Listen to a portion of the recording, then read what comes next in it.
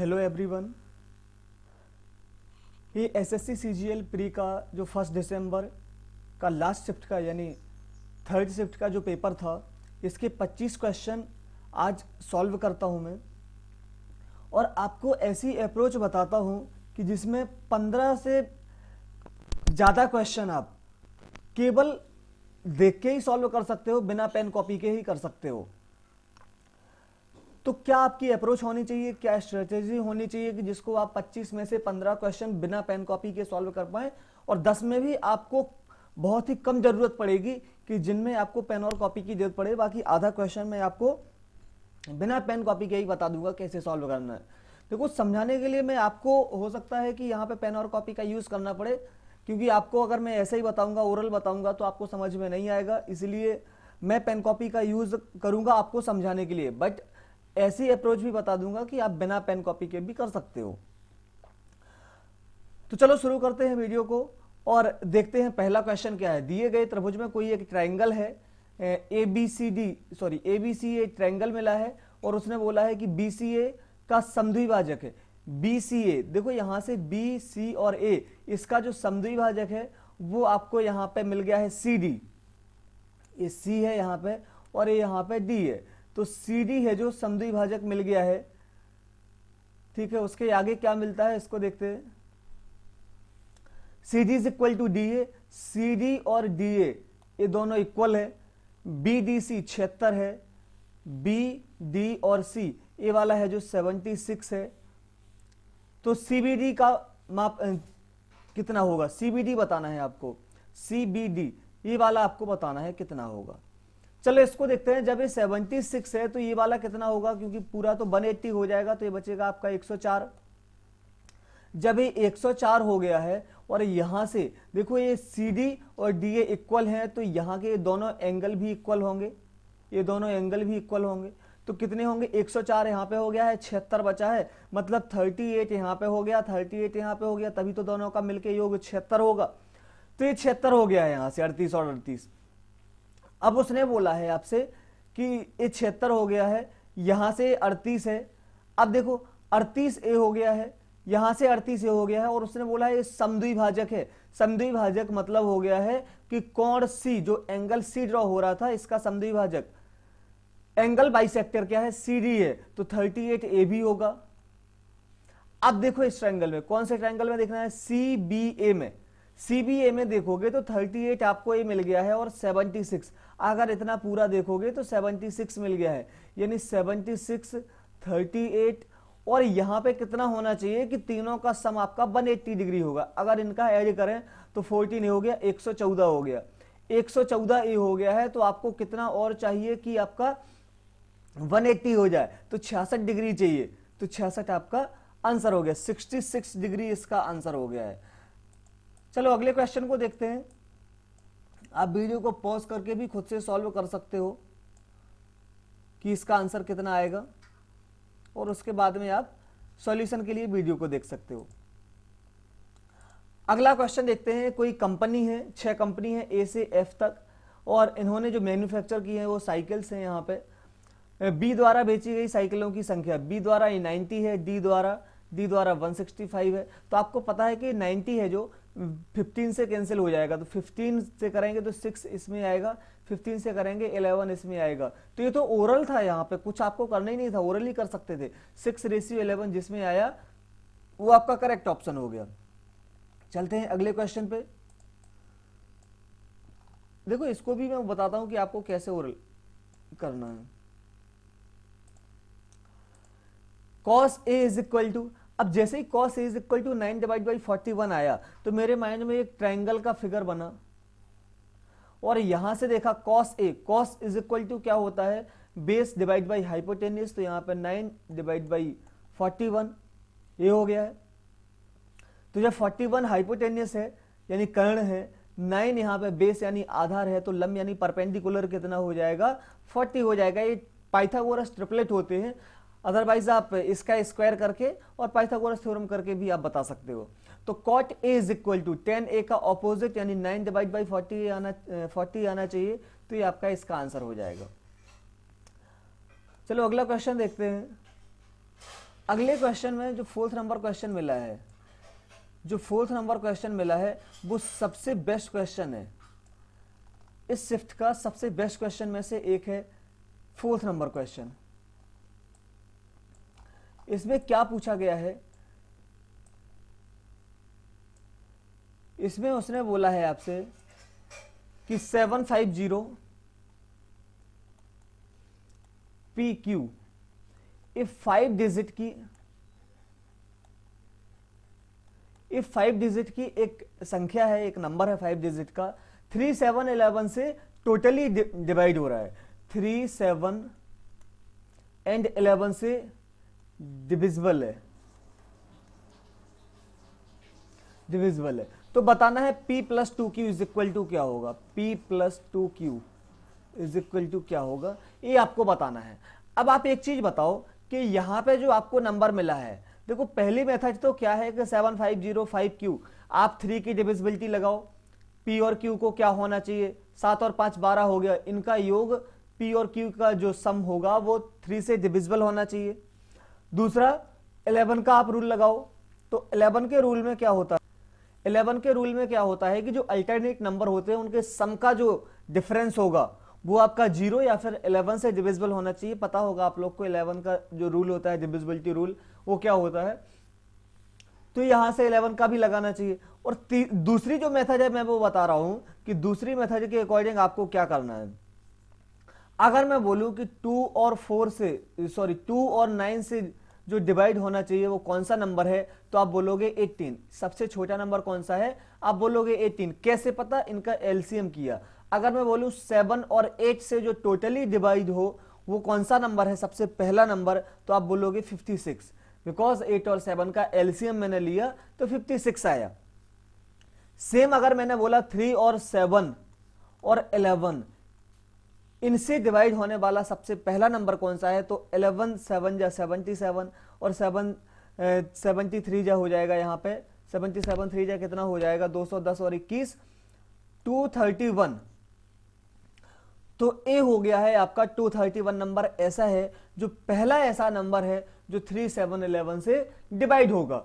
अगर मैं बोलूं कि इसके आगे कौन सा नंबर आएगा, तो आप बोलोगे इसका डबल कर दो, मतलब इसकी टेबल या इसका पहाड़ा देखते जाओ, तो इसकी टेबल में क्या आएगा 462, ये दूसरा हो गया। अगर मैं बोलूं तीसरा नंबर कौन सा आएगा, तो आप बोलोगे 693, मतलब 231 बन जा 231 231 2 जा 462, मतलब इसी की टेबल कंटिन्यू आगे चली जाएगी, तो आपको 3 7 और 11 से जो एग्जैक्ट डिवाइड नंबर होंगे वो आपको मिलते जाएंगे। तो यहां पे उसने क्या बोला है कि 5 डिजिट का नंबर है, यानी इसके पास में चल रहा है पहले। अब देखो आप 231 का यहां पे डिवाइड कर रहे हो, जैसे मैं यहां से बोल दूं 461, 46 मैंने यहां पे दे दिया है और मैंने यहां पे x लिख दिया है। अब इसको देखना, कंपेयर करना आप इससे, 462 था, मैंने 46 लिख दिया और यहां पे x लिख दिया, 2 को रिप्लेस कर दिया x से। अब मैंने बोला कि जो 3 7 11 से डिवाइड हो तो वो यहां पे x की वैल्यू कौन सी देगा, तो मैंने बोला कि 231 से आप डिवाइड कर दो। अब यहां पे कैसे डिवाइड करेंगे, हमने मान लिया यहां पे 0 है, मान लिया यहां पे 0 है, तो क्या आएगा यहां पे 231 बन जा 231। अब यहां पे क्या बचेगा, 1 से करेंगे तो यहां पे 9 बचेगा, 1 कैरी हो गई, 4 और 2 हो गया, यहां पे 2 बचा, 229 बचा। अब यहां पे मैंने 0 अपने मन से ले लिया था x की वैल्यू। अब मुझे क्या चाहिए, 231 से कोई भी नंबर डिवाइड करना है तो कम से कम 231 तो होना चाहिए। यहां पे तो 229 है, मतलब डिवाइड हो ही नहीं रहा, एक बार भी नहीं हो पा रहा है। इसमें 2 ऐड और कर दूंगा मैं, 2 ऐड, ये देखो ये कहां से आया, क्योंकि x की वैल्यू मैंने 0 ले ली, कुछ लिया ही नहीं है, 0 के बराबर मानी, तब भी 229 रिमाइंडर शेष बच रहा है। आपको चाहिए 231 से एग्जैक्ट डिविजिबल, मतलब यहां पे 2 और चाहिए, 2 और चाहिए, तो x की वैल्यू अगर मैं 2 और कर दूंगा तो इसमें 2 और ऐड हो जाएंगे तो 231 हो जाएगा। तो इसलिए x की वैल्यू आपको क्या मिल गई है, 2 मिल गई है, तो ये यहां पे 462 आ जाएगा। मैंने अभी 460 लिया था ना, 0 लिया था इसकी वैल्यू, अभी 2 और लेना पड़ेगा तो 462 हो जाएगा। तो आई होप आपको ये समझ में आ गया होगा लॉजिक, कि इसका लॉजिक है क्या। अब चलो इसका देखते हैं कि इसका सॉल्यूशन क्या होगा। अब आते हैं क्वेश्चन पे, ये तो मैंने आपको बेसिक बता दिया अभी तक। अब देखो इसका सॉल्यूशन क्या होगा उसको, तो अब यहां से जो अपना एलसीएम आया था इसका 231, अब इसमें डिवाइड करेंगे, किसमें डिवाइड करेंगे 750 पी एंड क्यू, इसमें डिवाइड करेंगे 231 का। अब जैसे ही 231 का डिवाइड करेंगे तो 231 1 जा करेंगे तो 231, 2 जा 3 जा में हो जाएगा, 3 टाइम्स में हो जाएगा। तो यहाँ पे क्या बचेगा, ये 3 टाइम्स में किया 600 और 93 यानी 57 बचेगा यहाँ पे।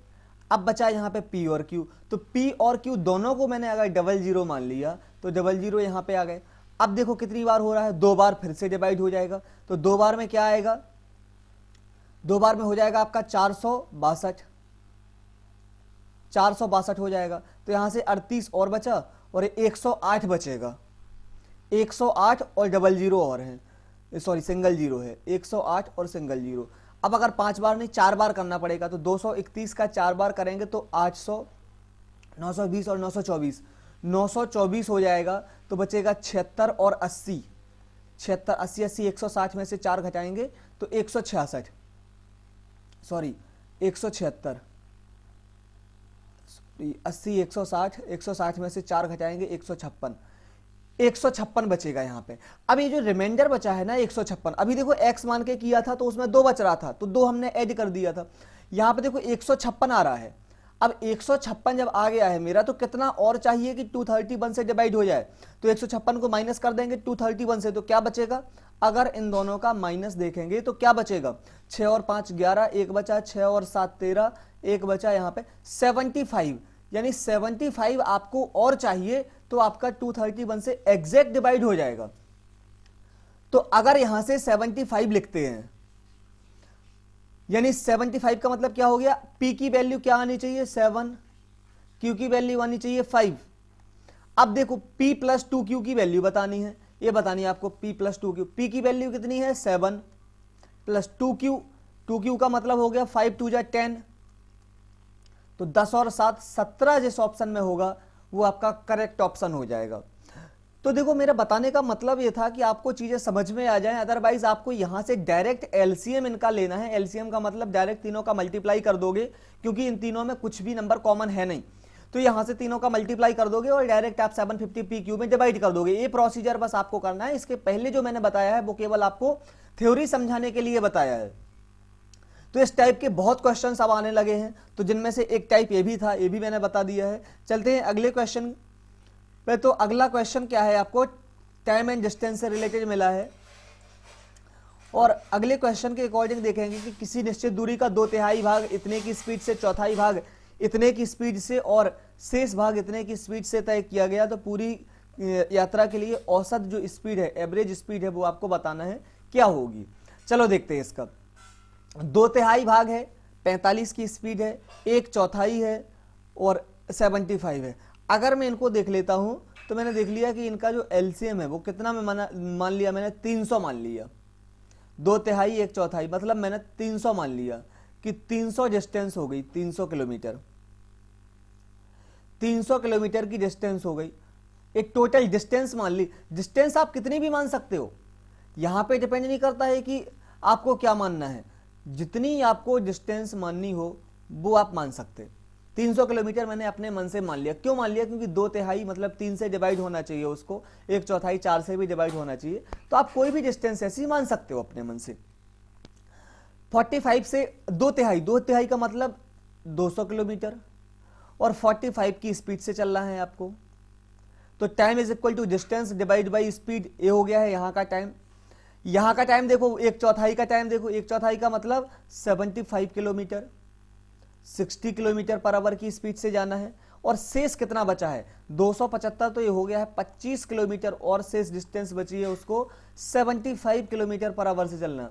तो 200 किलोमीटर का टाइम ए है, 75 किलोमीटर का टाइम ए है और 25 किलोमीटर का टाइम ए है। अगर मैं टोटल टाइम को ऐड कर देता हूं कितना टाइम लगा है, तो इसको देखो कैंसिल करेंगे तो 5 से करेंगे 9 जा और 5 से करेंगे यहाँ पे तो आपका हो जाएगा 40 जा। 15 से करेंगे 5 टाइम्स में, 4 टाइम्स में, 25 से करेंगे तो 3 टाइम्स में और यहाँ पे ये 1 टाइम्स में। तो यहां से आया 40/9, 5/4 और 1/3। अगर 1/3 को 3/9 भी लिख सकते हैं तो ये हो जाएगा 43/9। इसको रफ में कर लेता हूं, 43/9 प्लस 5/4। टोटल कितना टाइम लगा है वो आपको पता लग जाएगा। ये हो जाएगा 160, 172 और 45, 172 और 45 डिवाइड बाई 36, तो हो गया 210, 217, 217 डिवाइड बाई 36। इतना टोटल टाइम लगा है, इतना ये टोटल टाइम लगा है आपको। अब देखो यहां से क्या करना है, पूरी यात्रा के लिए औसत चाल, औसत चाल बराबर कुल दूरी डिवाइड बाई कुल समय, 217 डिवाइड बाई 36 था तो ऊपर पहुंच जाएगा। ये हो गया है आपकी औसत चाल। इसको आपको सॉल्व करना है। अब इसको अप्रोक्सीमेशन में आप बता सकते हो, यहां पे ऑप्शन काफी दूर दूर हैं, 49, 45 ऐसा नहीं है, मतलब 49, 48, 47 इस टाइप से ऑप्शन नहीं है। तो यहां से मैं क्या, पहले 36 का इंटू कर लो, 36 का 3 में करेंगे 108 और 00 डिवाइड बाई 217 रहेगा यहाँ पे। तो 217 से अगर करेंगे तो 5 बार में करो, देखो अप्रोक्सीमेटली 5 बार में अगर करूंगा मैं तो 200 का 5 में 1000, 17 का 5 में 85, मतलब 5 बार यहाँ पे 85 अगर होता 80 और 5 और होता यहाँ पे, इसका मतलब 5 बार एग्जैक्ट डिवाइड हो जाता। तो 5 बार से थोड़ा सा कम है, 5 बार से मतलब यहाँ पे 5 आना चाहिए, तो 5 किस में आएगा, मतलब यहाँ पे 0 लगा है तो 50 बनेगा, 50 से थोड़ा सा कम है 49.77। आपको पूरी वैल्यू बताना ही नहीं है, आपको केवल यहां पे देखना है। अगर यहां पे होता 49.77, 49.73 हो जाता या 75 हो जाता तो फिर आगे सॉल्व करने की जरूरत थी, अदरवाइज आपको आगे सॉल्व करने की जरूरत नहीं है। 50 से थोड़ा सा कम है, इतना भी कम नहीं है कि 5 नंबर कम हो जाए, ज्यादा वाला तो यहां पे क्वेश्चन ही नहीं आता है, तो ये वाले दोनों ऑप्शन पहले ही रॉन्ग हो जाएंगे। तो इन दोनों में आपने डिसाइड कर लिया कि 49.77 होगा, तो इस क्वेश्चन का ये फाइनल आंसर हो जाएगा। चलते हैं अगले क्वेश्चन पे। अगला क्वेश्चन बेस्ट क्वेश्चन है, सबसे बेस्ट क्वेश्चन में से एक है, तो वीडियो को पॉज करके भी आप सॉल्व कर सकते हो और मैं बताता हूं कि आपको कैसे करना है। चलो देखते हैं, यदि tan square theta is equal to 1 - a square, तो बताना इसकी वैल्यू क्या होगी। मैं यहां पे देखो, आप फॉर्मूला से भी अगर करना चाहो तो कर सकते हो, अदरवाइज यहां पे मैं डायरेक्ट वैल्यू पुट करूंगा किसकी, थीटा की। थीटा की वैल्यू मैंने 30 डिग्री मान ली, 30 डिग्री मान ली, तो यहां पे क्या आएगा, tan theta is equal to 1/√3 और स्क्वायर करूंगा तो 1/3 आ जाएगा। 30 डिग्री यहां पे 1 - a स्क्वायर आ जाएगा। यानी यहां पे अगर मैं 30 डिग्री करता हूं तो 30 डिग्री की वैल्यू आपको a मिल गई है, tan स्क्वायर थीटा। अगर मैं यहां से देखूं तो a 1/3 इज इक्वल टू हो गया 1 - a स्क्वायर। चलो इसको साइड में रखते हैं। अगर यहां से देखें तो इसका आंसर क्या आएगा, इसका आंसर क्या आएगा जो आपको पूछा गया है। तो ये यहां से आपको मिला था कि 1/3 इज इक्वल टू, तो यहां से a की वैल्यू फाइंड आउट कर लेते हैं कि a की वैल्यू आपको क्या मिलेगी। तो a स्क्वायर को यहां पे लेके आए, a स्क्वायर हो गया, यहां पे 1/3 को लेके गए, 1 - 1/3 होगा तो 2/3 बचेगा और a square is equal to बचेगा आपका 2/3। Then a is equal to आपको क्या मिलेगा, √2 डिवाइड बाई √3, ये आपको a की वैल्यू मिल जाएगी। अब आपको क्या करना है कि यहां पे भी 30 डिग्री सब जगह रख दो जहां जहां थीटा है। sec 30 डिग्री, तो sec 30 डिग्री की वैल्यू क्या होगी, 2/√3 plus tan cube theta, tan theta की वैल्यू क्या थी 1/√3 क्यूब करेंगे तो 1/3√3 into cosec theta, cosec theta मतलब 2। तो यहां से देखेंगे 2 डिवाइड बाई 3√3 है, ये फ्रैक्शन हो गई आपकी। इस फ्रैक्शन को सॉल्व करेंगे तो अगर मैं 3 यहां पे ले लूं, 6 और 2 8 डिवाइड बाई 3√3, ये आपको वैल्यू मिलनी चाहिए। इस पूरे की आपको वैल्यू मिली है इतनी, किस ऑप्शन के अकॉर्डिंग यही है उसको देखना पड़ेगा। a की वैल्यू यहां पे ये है तो √2 डिवाइड बाई √3 करेंगे और उसकी पावर कुछ भी करेंगे तो 8 डिवाइड बाई 3√3 तो नहीं मिलेगी। देखो यहां पर रख लेते हैं √2 डिवाइड बाई √3 और इसकी पावर करेंगे 3 और उसकी पावर 1/2, तभी तो आपका 3 डिवाइड बाई 2 होगा। तो अगर 2 का क्यूब करें तो यहां पे 2√2 आएगा और यहां पे क्या आ जाएगा 3√3 और उसका स्क्वायर रूट करेंगे तो ये वैल्यू तो नहीं आएगी, तो यहां से इसको कट कर दिया। इसको देखते हैं, ए स्क्वायर माइनस 1, ए स्क्वायर का मतलब हो गया इस पूरे का स्क्वायर 2/3, माइनस 1 करेंगे तो ये तो माइनस में वैल्यू चली जाएगी, माइनस में वैल्यू चली जाएगी तो इसको भी सॉल्व नहीं करेंगे। यहां से देखो इसको देखते हैं, 2 माइनस ए स्क्वायर की वैल्यू मतलब 2/3, तो यहां पे 2/3 आ जाएगा। तो अगर जैसे ही यहां पे आप 2/3 करोगे तो ये क्या बचेगा आपका 1 सॉरी 3 2 6, तो यहां पे 6/3 2 6 माइनस 2 4/3 मिलेगा। और क्या करना है इसका कर देंगे क्यूब और उसका कर देंगे स्क्वायर रूट, तो पावर 3/2 की हो जाएगी। यहां से बचेगा 64 डिवाइड बाई हो जाएगा 3 का क्यूब 27, और यहां से आपको क्या मिलेगा 27 करने के बाद यहां से क्या मिलेगा वो देखते हैं। इसका स्क्वायर रूट करना है तो ऊपर 8 मिलेगा, नीचे मिलेगा 3√3 यहां पे जिस ऑप्शन में रहेगा वो आपका करेक्ट हो जाएगा। ऑप्शन नंबर 3 आपका करेक्ट ऑप्शन हो गया है। तो ये सबसे बेस्ट क्वेश्चन था इस शिफ्ट का। चलते हैं अगले क्वेश्चन पे। ये प्रॉफिट एंड लॉस से रिलेटेड आपको क्वेश्चन मिला है। उसने क्या बोला है आपसे, एक घोड़े को इतने परसेंट के लाभ पर इतने में बेचा गया है, मतलब 120% की वैल्यू ये बता दी है आपको 60,000। तो आप इसको ऐसे देखो कि 120 की वैल्यू 60 के अकॉर्डिंग है, मतलब अगर मैं यहां पे 600 ले लूं, देखो 600 भी ले सकता हूं, 60 भी ले सकता हूं, 6000 भी ले सकता हूं और 60,000, क्योंकि जीरो को आप रिमूव करते जाओगे उतना ही छोटा नंबर बचता जाएगा। यहां पे 20% लाभ मतलब 120% आपको मिला है। यहां पे 600 मतलब 5 का मल्टीप्लाई किया हुआ है डायरेक्ट, यहां पे 5 का मल्टीप्लाई है 30% का लाभ करने के लिए, मतलब 130 की वैल्यू। तो 130 अगर मैं लिख देता हूं तो 5 का मल्टीप्लाई मतलब 65, उसके आगे जीरो आना चाहिए। जिस ऑप्शन में होगा वो आपका करेक्ट हो जाएगा। आपको समझ में आ गया होगा। 20% लाभ मतलब जो भी आपका कॉस्ट प्राइस था, जो भी क्रय मूल्य था उसका, तो 120% आपको मिला होगा ना, क्योंकि 100% आपको मिलेगा तो ना उसका प्रॉफिट होगा ना उसका लॉस होगा। क्रय मूल्य का क्रय मूल्य ही वापस मिल जाएगा पूरा 100%। 20% लाभ मतलब क्रय मूल्य निकालने के बाद कितना मिला है वो वैल्यू आपको ये गिवन है। यहां पे 130 करना पड़ेगा क्योंकि लाभ ही बोला। अगर यहां पे हानि होती तो 100 में से माइनस कर देते ये वैल्यू। तो जिस ऑप्शन में रहेगा उस ऑप्शन को टिक कर दोगे, पूरी कैलकुलेशन की आपको जरूरत ही नहीं है। चलो अगले क्वेश्चन पे चलते हैं। अगला क्वेश्चन देखते हैं।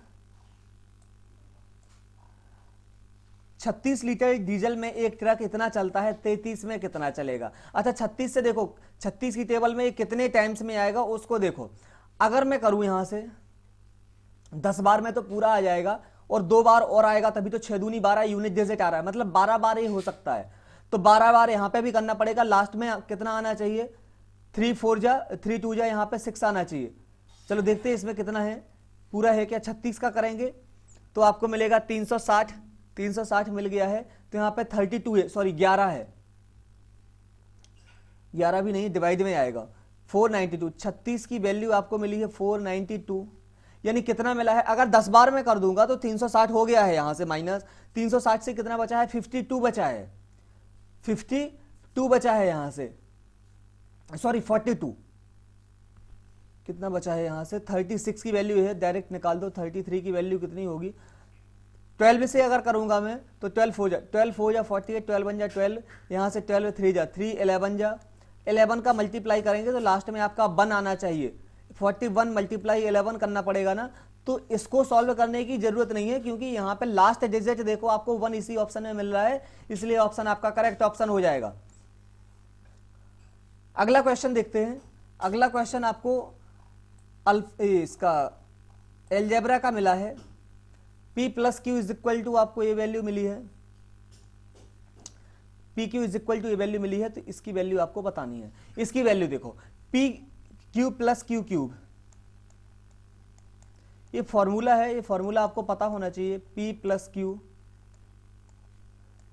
P square plus Q square minus P Q. P plus Q की वैल्यू आपको मिली है 6, और अगर यहां से देखोगे, यहां से देखो वैल्यू आपको क्या मिल रही, पी स्क्वायर क्यू स्क्वायर। अब देखो यहां से आप इसकी शॉर्ट अप्रोच देखो, जो भी यहां पे नंबर आएगा वो मुझे नहीं पता क्या नंबर आएगा, बट ये मुझे पता है कि जो भी नंबर आएगा उसमें इस p प्लस क्यू की जो वैल्यू है 6, इसका इंटू होगा, यानी 6। अगर मान लिया मैंने यहां पे 2 आया तो आंसर कितना आएगा 12, अगर 3 मान लिया मैंने आंसर आएगा 18, मतलब 6 की टेबल में ही आएंगे ना, जब 6 का इंटू हो रहा है तो 6 की टेबल में आएंगे, क्योंकि 6 का ही तो इंटू आप कर रहे हो। तो 6 का इंटू किस ऑप्शन में हुआ है वो देख लो, आप पूरा सॉल्व करने की आपको जरूरत नहीं है। आप यहां से देखो 6 की टेबल में 64 आता, क्या 6 का 10 बार 60, फिर उसके बाद में 66 आता, नहीं आता।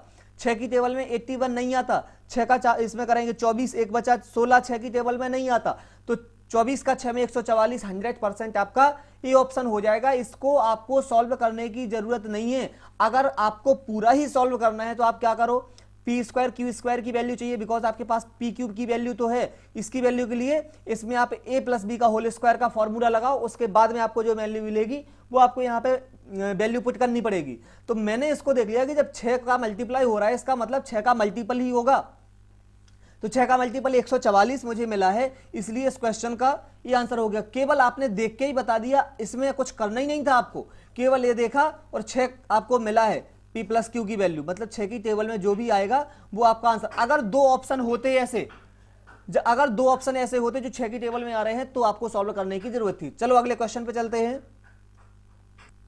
तो अगले क्वेश्चन पे चलते हैं। अगला क्वेश्चन आपको मिला है, अगला क्वेश्चन आपको ये वाला मिला है, ये वाला है ज्योमेट्री से रिलेटेड। 8 सेंटीमीटर त्रिज्या वाले 2 समान वृत्त एक दूसरे को इस प्रकार प्रतिच्छेद करते हैं, इस प्रकार से एक दूसरे को काटते हैं कि प्रत्येक एक दूसरे के केंद्र से होकर गुजरता है उभयनिष्ठ जीवा की लंबाई। तो पहले मैं आपको 2 सर्कल बना के दिखा देता हूं। अब देखो आपको ये 2 सर्कल मैंने बना दिए। उसने बोला 8 सेंटीमीटर त्रिज्या है, मतलब यहां से अगर त्रिज्या को आप देखोगे तो ये आपकी त्रिज्या हो गई, ये 8 सेंटीमीटर है। और उसने बोला है कि एक दूसरे से प्रतिच्छेद करते हैं कि ये दोनों के केंद्र हो गए हैं। आपने मान लिया कि ये दोनों के केंद्र हो गए हैं, प्रत्येक एक दूसरे के केंद्र से होकर गुजरता है उभयनिष्ठ जीवा। जो कॉमन आपकी कॉर्ड है उसकी आपको बताना है कि लेंथ क्या है। उभयनिष्ठ जीवा यानी कॉमन कॉर्ड है, इस कॉर्ड की आपको बताना है कि लेंथ क्या होगी। अब देखो जब 8 सेंटीमीटर ए भी आपकी रेडियस है तो ए भी आपकी रेडियस बनेगी और ए भी आपकी रेडियस बनेगी। ए हो जाएगी इस रेड वाले सर्कल की रेडियस, ए हो जाएगी आपकी ब्लू वाले सर्कल की रेडियस। अब यहां से देखो अगर मैं इतने की बात करूं तो ये आपको क्या मिल गया है, एक राइट एंगल ट्राइंगल। ये राइट एंगल ट्राइंगल मिल गया। तो राइट एंगल ट्राइंगल में आपको बताना है कि यहां से यहां तक क्या होगा। अब देखो पहले, अब इसको आपको क्या देखना है, अब यहां से देखो ए हो गई है आपकी 8, ए हाइपोटेनियस बन जाएगा, ये परपेंडिकुलर बनेगा और ये बन जाएगा आपका बेस। तो ये बेस कितना होगा, इस पूरे का हाफ, इस पूरे देखो ये तो आपकी रेडियस है 8, ये लिखा था रेडियस 8, तो ये 8 में से ये 4 बचेगी। अब परपेंडिकुलर कितना बनेगा, 8 का स्क्वायर करेंगे 64, ये 16 बन गया, तो 48 बचेगा। यहां से बचा है आपका 48, वो भी रूट में 48 का मतलब 4√3, यानी यहां से यहां तक की ये जो डिस्टेंस है ये कितनी मिलेगी आपको, 4√3। लेकिन उसने बोला है कि उभयनिष्ठ जीवा मतलब इसका डबल, देखो ये ऊपर उतनी ही है येलो वाली, नीचे भी उतनी ही येलो वाली, तो 4√3 ऊपर वाली 4√3 नीचे वाली, तो ये दोनों मिलके हो जाएंगी 8√3। 8√3 जिस ऑप्शन में होगा वो आपका करेक्ट ऑप्शन हो जाएगा। चलते हैं अगले क्वेश्चन पे।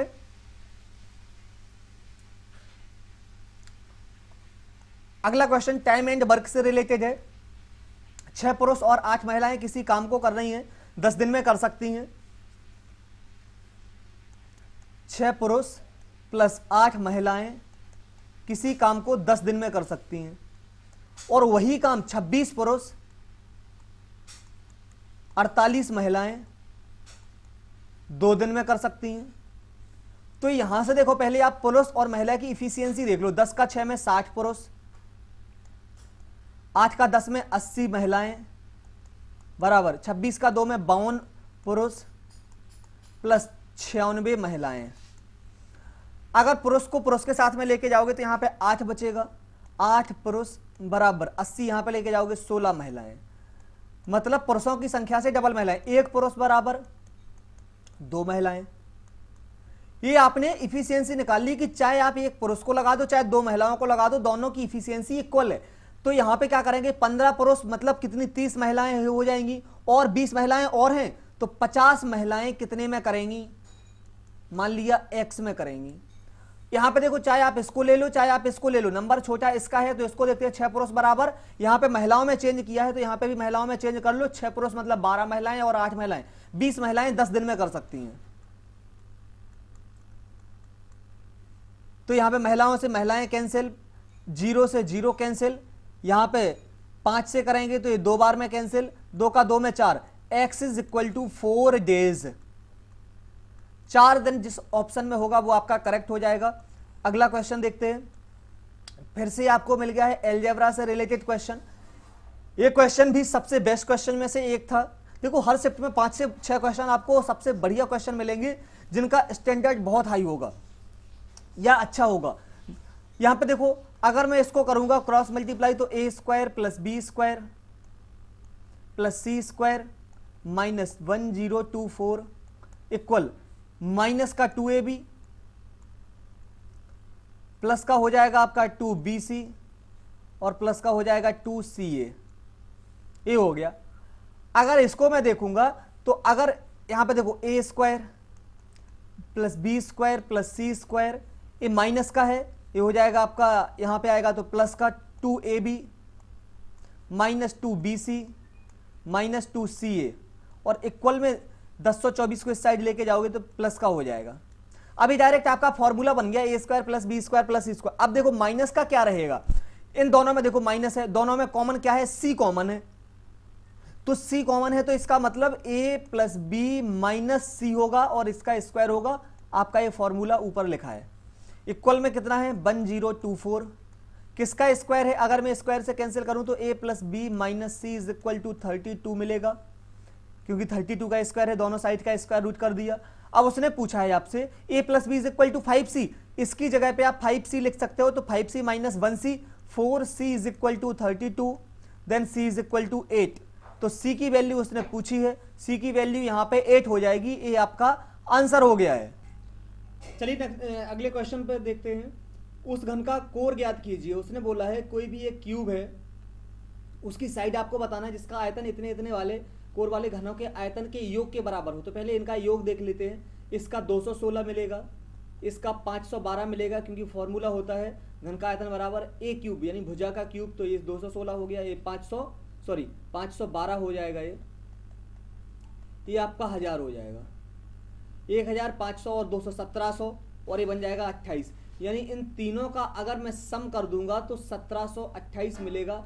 और उसने बोला है किसका क्यूब होगा, तो ये होता है आपका 12 का क्यूब।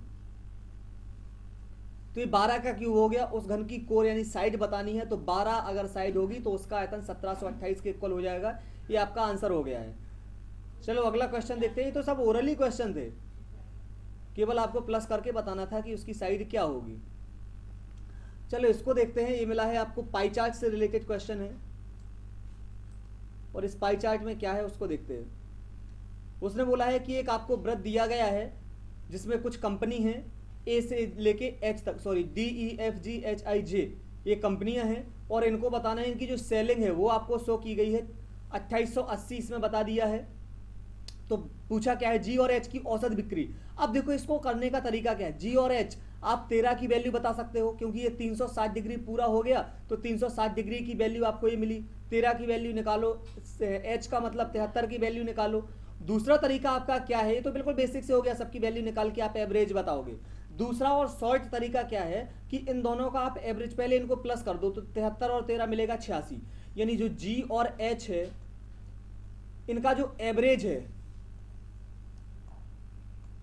है वो कितना रहेगा, इनका हो जाएगा 86 का मतलब 43 डिग्री। और आपको यहां से बताना है डी और आई की औसत, डी और आई का औसत क्या होगा, 53 और 17 हो जाएगा 70। इनका अगर एवरेज देखेंगे तो इसका एवरेज क्या हो जाएगा, डी और आई का पूछा है तो 70 डिग्री, 70 का मतलब हो जाएगा 35, तो यहां से हो जाएगा आपका 35 डिग्री। तो यहां पे 35 लिख देते हैं।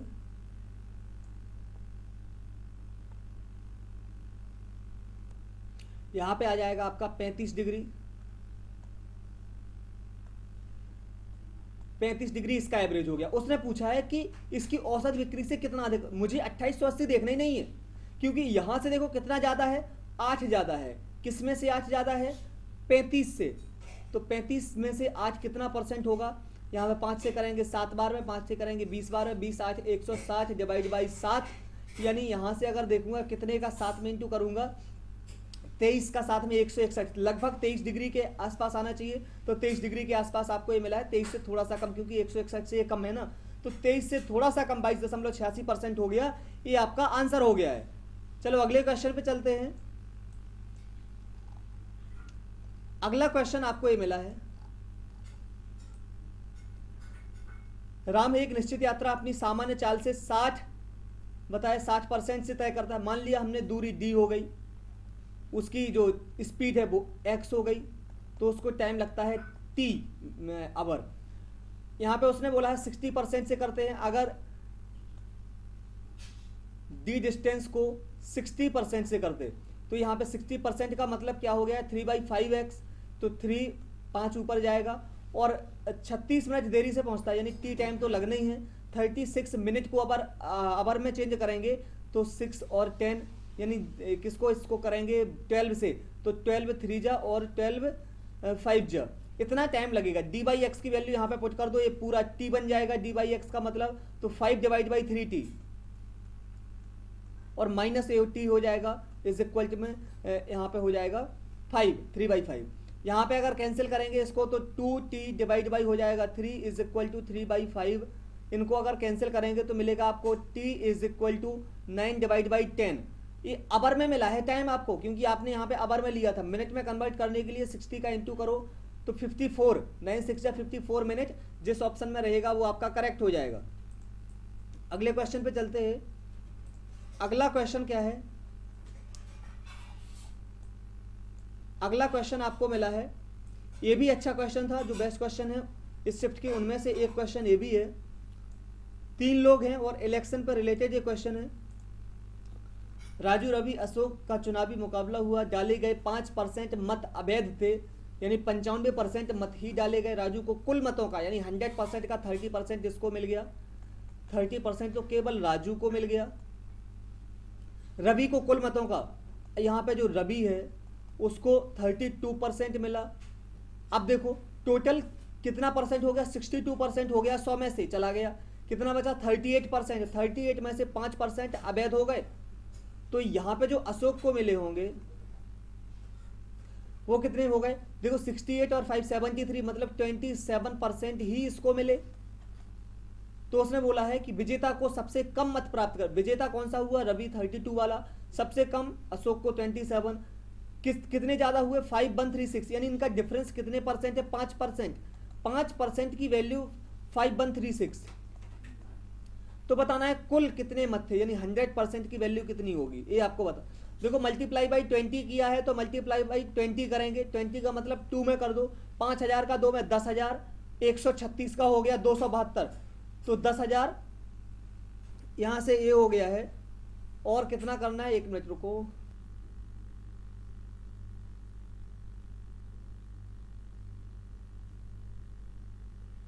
यहां से देखो इस क्वेश्चन को देखते हैं। वीडियो यहाँ पे बीच में कहीं पॉज हो गया, उसको मैं करना भूल गया और कंटिन्यू करना, तो सॉरी उसके लिए। अभी डायरेक्ट इस क्वेश्चन पे आ गए हैं, तो इसको देखते हैं। ये क्वेश्चन था आपका 42 सेंटीमीटर लंबाई वाली ये जीवा हो गई, 40 वाली ये जीवा हो गई, तो बताना है इन दोनों के बीच की न्यूनतम दूरी क्या है। अब देखो यहाँ से 58 सेंटीमीटर व्यास है, मतलब 29 सेंटीमीटर इसकी त्रिज्या होगी, तो ये त्रिज्या कितनी हो गई 29 सेंटीमीटर। ये 29 मिल गया है, ये पूरी 42 है, तो यहां से इसका हाफ कर देंगे तो कितना आएगा आपका 21 सेंटीमीटर आएगा। ये 21 सेंटीमीटर हो गया है, ये आपको बताना है। तो ये कितना हो जाएगा बेस, ये बताना है आपको कितना होगा। 29 का करेंगे 841 स्क्वायर हो गया, 441 माइनस करेंगे 400 बचेगा, यानी ये 20 होगा।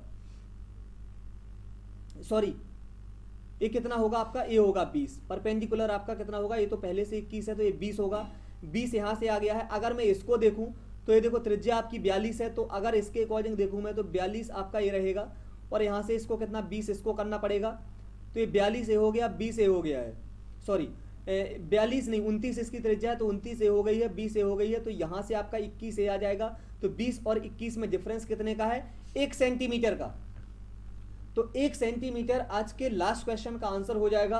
तो आई होप आपको जो सॉल्यूशन है वो समझ में आया होगा, और ऐसे ही वीडियो पाने के लिए लाइक, सब्सक्राइब, शेयर और बेल आइकॉन को जरूर प्रेस करें। आज के लिए बस इतना ही। Thank you, bye bye.